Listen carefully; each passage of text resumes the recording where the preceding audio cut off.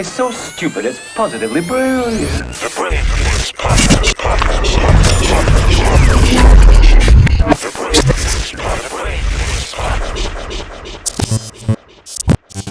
Remember we was in South Africa and Dave Chappelle got on the mic and he was like, shout out to Charlamagne in here on his birth certificate. Nobody knew if he was a man or a woman. You don't remember that? No. He was like, I forgot how he worded it. Remember, it was right when he was doing the Usher shit and everything. No, see the Usher, that's Usher what I shit remember. was funny. I remember that one too. That's fucking hilarious. We was over there just crying. And Dave got on the microphone and Dave said, shout out to Usher. Just walking around here acting like everything's normal. Like everything's okay. Like everything's okay. Dave is stupid, man. But wait, what happened with the born a guy or girl? Wow. I don't know what he was trying to say. I think he said something about his certificate when he was born. Yeah, people didn't know whether to mark boy or girl on his birth certificate. I don't know. Yeah, I don't know. Why? I don't know. Yeah, I lost that one. Because your name? I don't Charlamagne know. is unisex? I don't remember. Charla. Everybody was drunk, high, having a good time. It was Charla. South Africa, man. Charlamagne. Charlamagne. I don't remember what it was. Well, maybe that's why she didn't laugh. Maybe she didn't find it funny. Yeah, maybe that was it. She She wasn't wasn't funny. She might defending have laughed. it. Yeah, She was dying to laugh at you. She was like, bring it. I can't wait to laugh at this motherfucker. Yo, what if you started the riff? No. With the trans community, it might have been that joke, bro. Have you seen the special? Yeah, I did. I haven't watched the special It's yet. amazing. Really? No, I was going to watch. I'm going to watch it. I'm definitely watching it. I just haven't watched it. The last joke is a story. And I About think Daphne? I think I he's heard the that. best storyteller I've ever seen. I don't think. I know he's the best storyteller I've ever seen. And For our generation. just of all generations, like, Richard was a beast. You watch old Richard Pryor stuff. The way he was able he to... was. Yeah, he was a beast. But for me, the skill level in what he was doing and like using comedy as a tool to push the story forward, like to use it. it was. Yeah, I mean, it was masterful, man. Yeah, it was truly masterful. The story. I mean, we can go and we can debate, the things about the special and the backlash and this kind of stuff. And I like the Daphne story though. It made me think this morning. I was saying, but did you wait? You saw it or you didn't see it? well, I heard that part. I definitely saw 'cause that. you've seen him I live, saw the Daphne part. But he, the story about Daphne is interesting because it's like comedians' intentions are not to be malicious, right? So if you're telling a joke and it's comedy and people are laughing, what happens a lot of times in these cases, the people who are outraged and offended, and listen, you can't tell people what to be offended by. So they have every right to be offended. Yeah. But usually those people who are offended, they're approaching the situation with anger. Yeah. And being that they're approaching the situation with anger, they're actually wanting something bad to happen to this person. So I was just sitting back thinking like, damn, Dave said what he said. The intent wasn't malicious. The community responded the way that it responded. Then when Daphne stepped up to defend Dave, they took that hurt that they were feeling and projected on Dave and projected it on her. And what if that hurt, contributed to her committing suicide? Right.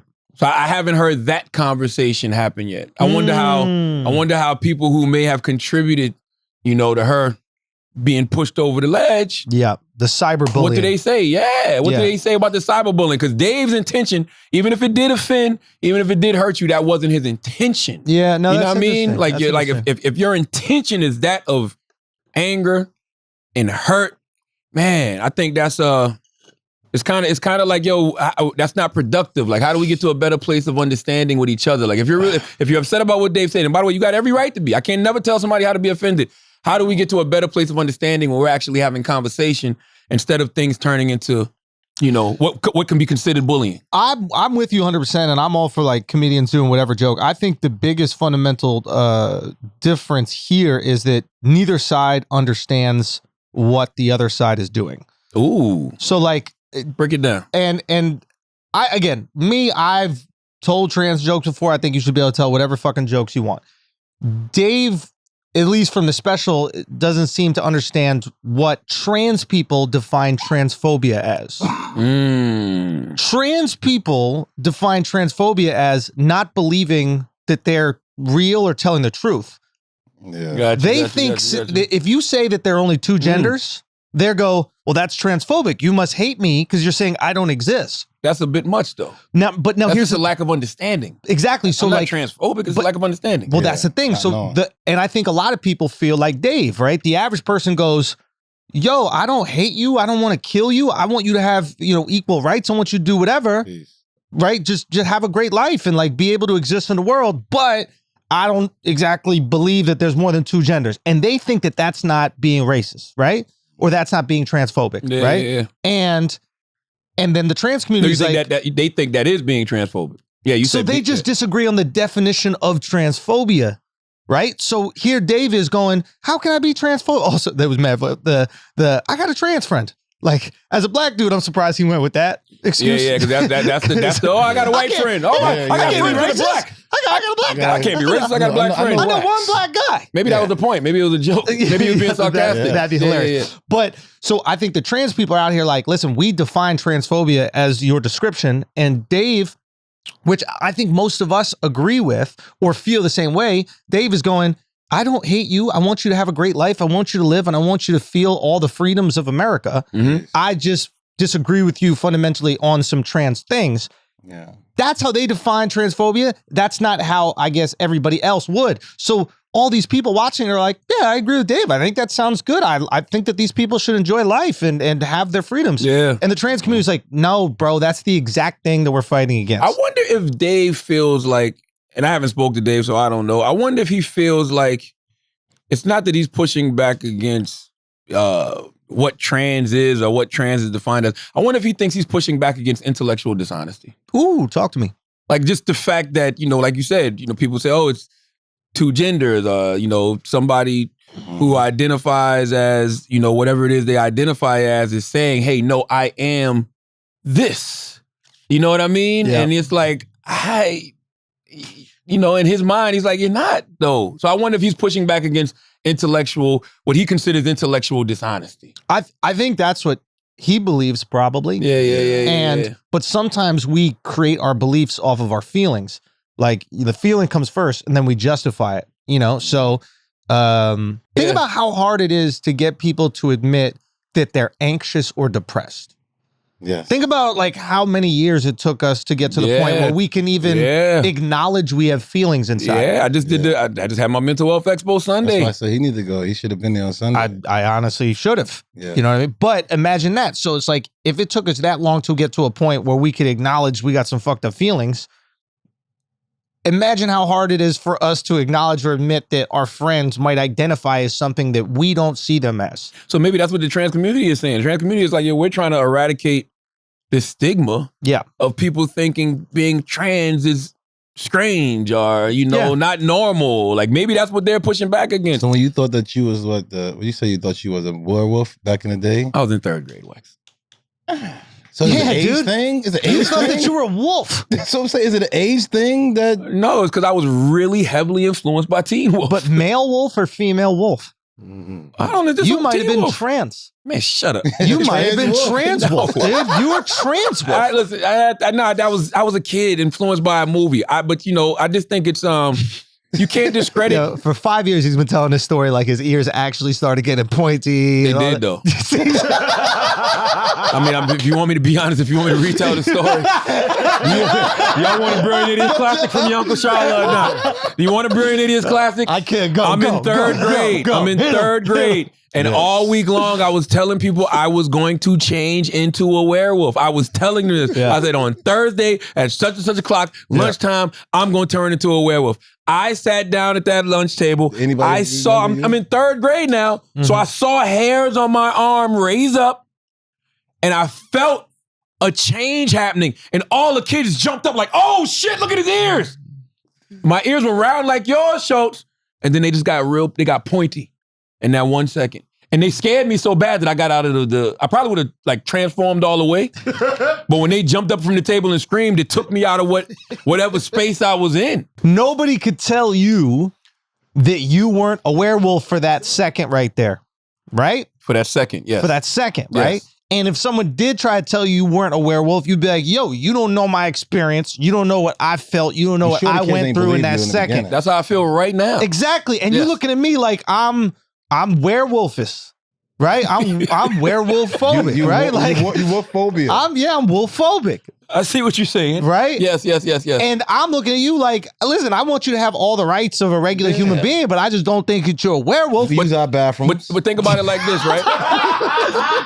Just walk up to the urinal, piss like that. You gotta act like we don't see it. You know what's It's crazy okay. though? But by the way, what you're saying is absolutely true, and I think that's what gets misconstrued in a lot of these conversations. Yes, that's what I'm trying to. I don't have to have an understanding of why somebody feels the way they feel. Yeah. I just understand that person deserves the right to live the way that I do. That person deserves the same rights. That person deserves the same civil liberties. That person doesn't deserve to get bullied or killed for who and what they are or who and what they identify as. Interfering That's with your it. life. Yeah. That's it. It's almost like this is kind of what it's like. It's like you know how we approach religion like that? So like you're a God-fearing man, right? So you probably believe that people who do not believe in the same religion as you, if they do not confess their sins before they die and accept Jesus Christ as their Lord and Savior, that they will go to hell. No, I just think that it's my journey with God. So I think we all this right here is black to you, but it looked black to me, but it might be something else in your eyes. I don't know. I was really trying to make a good ass point. All right, but go ahead, do your thing. And then you took a fucking sledgehammer to it. I didn't sledgehammer to it. And just smashed it. It wasn't really smashed. My point, okay, not you. I don't want to put this on you, okay? Yeah, I don't want to put this on you. But let's say, for example, I'm a devoutly religious person. Yes. You guys are of a different religion. I still love you guys. I want you to have great lives. I want you to be successful. But deep down, I'm going, you know, when rapture By the way, comes, that's y'all going to most hell. religious people. Exactly. Like you think, like my mom is a Jehovah's Witness. She loves me, but and I'm not saying she feels this way, but I've heard like, go to the Kingdom Hall, get baptized, get your life right. Right. I want you to be in heaven. Life. So when you hear those type of things, you like, so what do you think? I'm not going because I'm not Yep. the religion She that don't you think are. you're going. She thinks you're going to hell. Yeah. So, Yeah. and that's your Well, own here's mama. Yeah, right? So your own mama believes that of you Yeah, now, yeah. but we can all function in society together. We can all be friends. Everybody can get all the blessings that, you know, America has for us, right? Yes. And maybe what the trans community is saying is going, no. You can't just want me to be equal and have all the blessings of life. You got to believe I'm going to heaven too. And you're like, well, I don't make the rules up for heaven.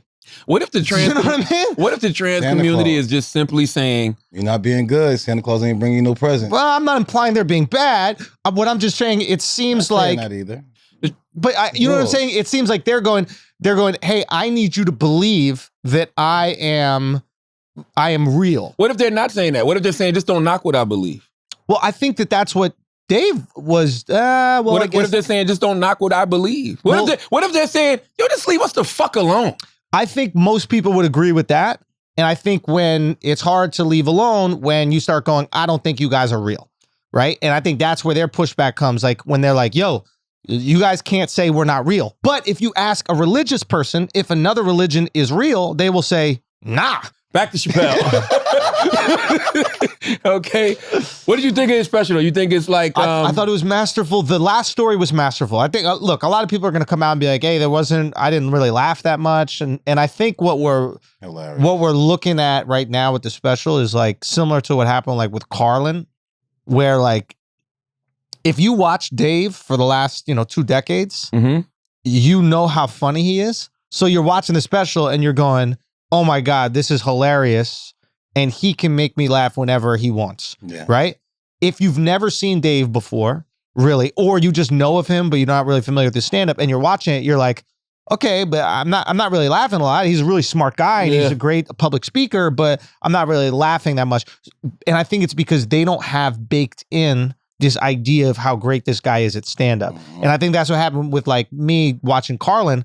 Like I watched Carlin at the end of his career and I'm like, holy shit, this guy's so prolific. He's a really brilliant thinker, but I'm not like dying laughing every few seconds like I might at a Patrice O'Neal, et cetera. And I think this is just the evolution of a comedian. Like you start at just making the kind of silly jokes and then eventually you become more of a philosopher and you use the humor as a tool to execute your points. I'm gonna tell you something. I think what Chappelle is doing is even better than jokes because it's provoking conversation. Yeah. You know, and it's making people think. You know, it's making people dissect what he actually spoke about. And I think that's the problem with us as a society. We really don't talk. We really don't have these conversations. That's the beauty of comedy. Like we can't let this stay. We can't let this be a thing where Dave did what he did. You know, the trans community responds to it. And that's all it is. Because that's all we do as a society. Yeah. Like, how do we get to a place of understanding? I saw Flame on Don Lemon, man, and salute to Flame Monroe. I thought what Flame said was so brilliant. Flame was like, if you're already approaching, you know, a situation ready to argue or with your fist balled up, you'll never get anywhere. Yeah. You know what I mean? Like, I wanna, if I think you're wrong, I wanna correct you. Yeah. You know? And then let's get to a place of understanding.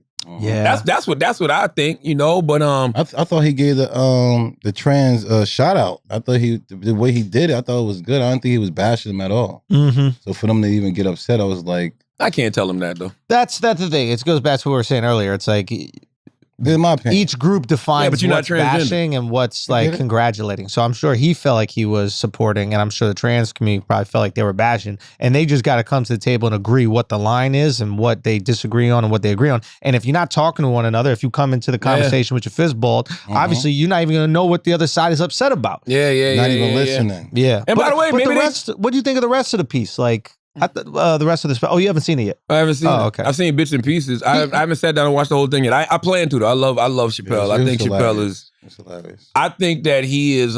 He's brilliant. He's brilliant, but not just as a comedian. He's just brilliant as a human. Like I said, man, anybody who can provoke conversation, like that means more to me than anything. Like who's starting the conversations? Yes. Who's getting people talking? Like who's challenging our minds? Who's challenging our brains? Who's challenging our beliefs? Who's challenging our society? Who's challenging our systems? That's what I care about. That's why I love the Dave Chappelles. That's why I love the Jon Stewarts. Like that shit means something. Yeah. You know what I mean? Like that's what I like. That's the beauty of comedy, man, is it allows you to start a conversation in the safest possible environment. Like, because I think it was Oscar Wilde. He said, if you want to tell somebody the truth, make them laugh. Because if you don't, they'll kill you. Yeah. And like there's something about comedy that makes whatever you're talking about so much more digestible, and the person that's talking to you about it so much more digestible. Like, say whatever you want about Kim Kardashian, like she murdered that SNL monologue, and immediately afterwards I found myself going, yo, Kim's pretty cool, man. Like I just started liking her more as a person, and she had trans jokes in there. She did? She had a Caitlyn joke. That whole shit. And that, listen, and that's, that was a Caitlyn joke. That don't count. But it does because it just her dad. But it doesn't matter. Caitlyn's experience is not Kim's experience. Just because someone's related to you doesn't mean that you're allowed to make the jokes about it. Right? That's true, because actually that's now that I think about it, that's not her biological parent. It's not, even if it was her biological parent, like you don't get to do it. Like that's why the OJ joke, I think, pissed off the family of Nicole Simpson. Because people have been making OJ jokes for years, but the fact it's Kim, a family friend, it's like, yo, Kim, come on, don't do that, don't do that. Like, you know what I mean? That hurt a lot more. Like, I get it. By the way, I always understand why somebody's mad. I used to be the person and be like, why are you mad about that? You cannot tell people why they should be offended. You cannot tell people how to be offended. You can't tell people to react. Yeah. You can't tell people how to react, period. It's just that when you put it out there, you got to deal with whatever the consequences are of what you say. That's why we act like freedom of speech doesn't exist. It absolutely exists. But like we've always said, you're just not free of the consequences. You're not free of the backlash. You're not free of the reaction. You're not free of the outrage. As long as those consequences aren't jail or violence, then it's free speech. And I think in other places you can be jailed or you can have something violent done to you, and then all of a sudden you don't have that freedom to speak. So we do have it here. You just got to be willing to pay the other prices, which is another person looking at you and being like, hey, that's really fucked up what you said. That's right. Your job coming to you and say, listen, I don't want someone who believes the things you believe to work here.